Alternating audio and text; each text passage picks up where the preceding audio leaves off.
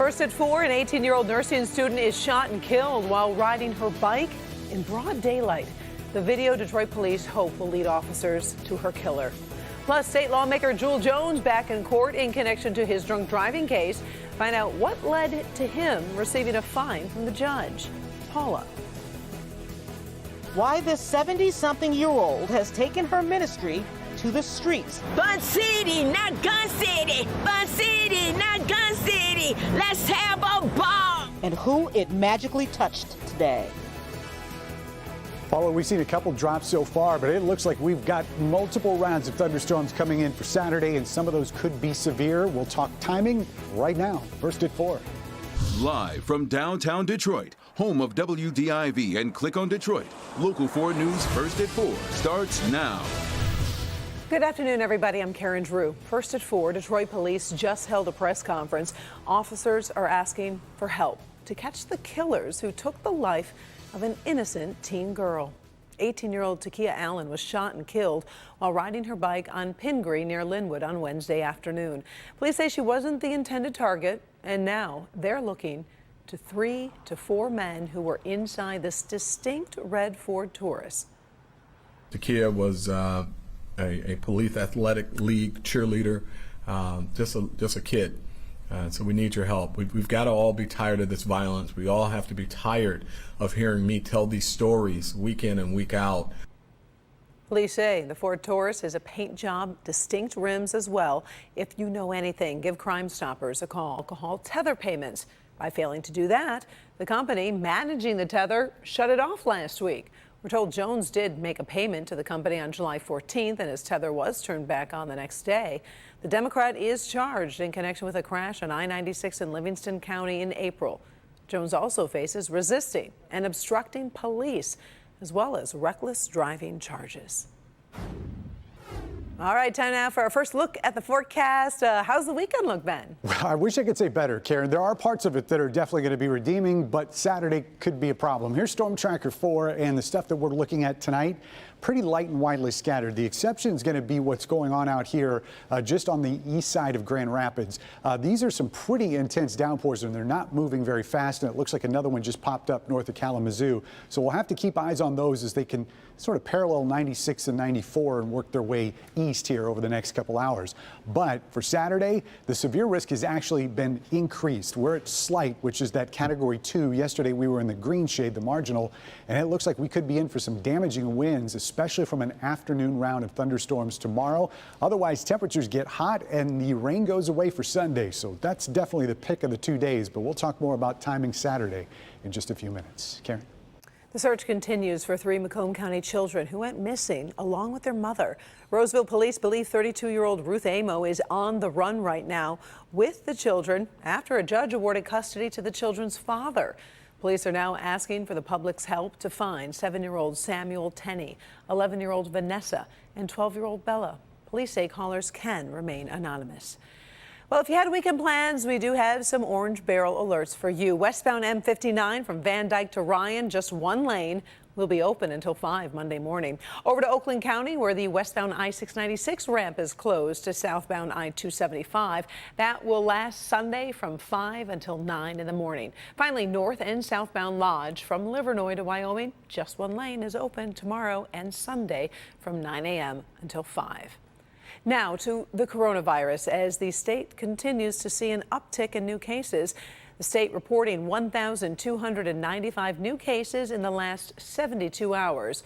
Sadly, we've lost 21 Michiganders during that same time period, 7 from a vital records review. It's an average of about 432 cases and 7 deaths per day. On the vaccine front, 62.9% of people in the state have received at least one vaccine dose. The Tokyo Olympics officially kicked off in a virtually empty stadium today after a year-long delay due to the pandemic. The Games continue to face the ongoing threat of COVID-19. Kimberly Gill joins us from the newsroom, and Kim, Japan remains under a state of emergency. They do. Karen, good afternoon. The International Olympic Committee and the Japanese government has faced opposition to holding the events almost since the pandemic began. But viewers were still treated to today's festivities that mark the beginning of the World Sporting Event. The ceremony featured the theme of United by Emotion. More than 200 countries paraded with flags through Tokyo's Olympic Stadium. The games themselves will be, of course, without spectators because of the pandemic. First Lady Joe Biden, though, was among the few dignitaries on hand for the celebration of Japanese culture and history. Tennis star Naomi Osaka climbed atop a pyramid of steps to light the cauldron, officiating the start of the Tokyo Games.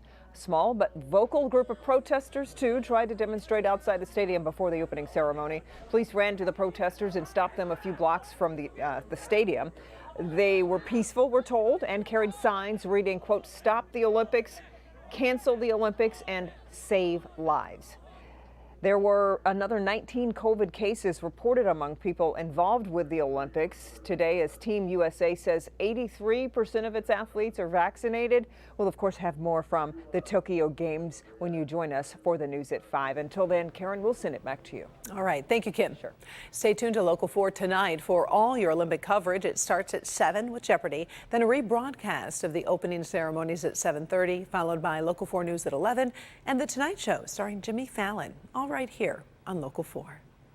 During the last 18 months of the pandemic, you can name your trauma. Children cooped up inside, parents losing work, and crime rampant in communities. Everywhere, one local pastor is rebooting her street ministry to keep the young people in her neighborhood from falling easy victims to crime. Paula Tupman joins us from Detroit's far west side. Paula, I understand that she speaks a very specific language to get her message across.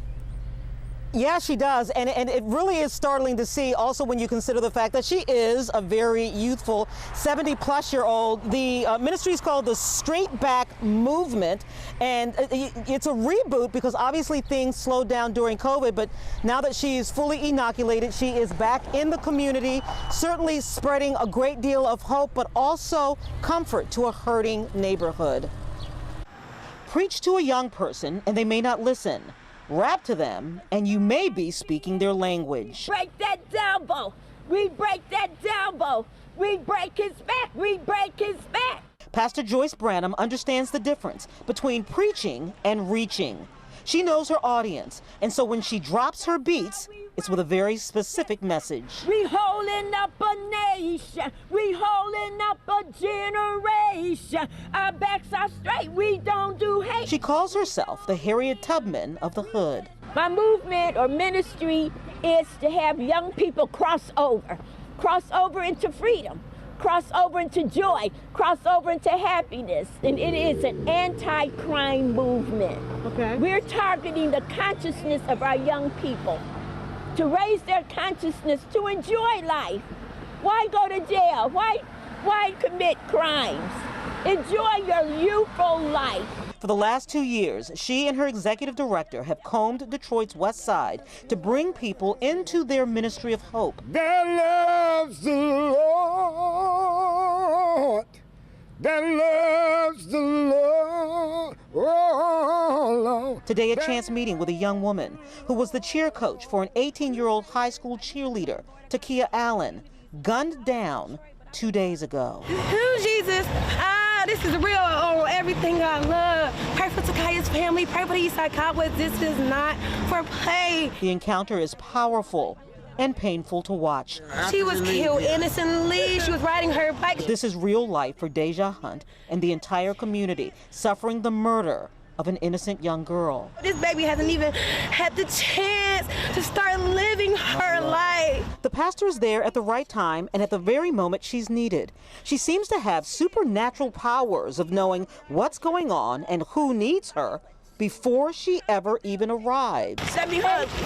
It's real love. Let me hug you. Deja is touched to the core of her aching soul, and in just a few moments with the pastor and her assistant project manager is comforted. There's going to be crime, but you don't have to be a criminal. There's going to be alcohol, but you don't have to be an alcoholic. There's going to be drugs, but you don't have to become addicted. Just like there is sin, but you don't have to be a sinner. So that's what we try to convey to everyone that we come in contact, young or old. Now, you know, that encounter with that young woman was absolutely incredible. And Karen, that was the young woman you referred to as the first story of our newscast.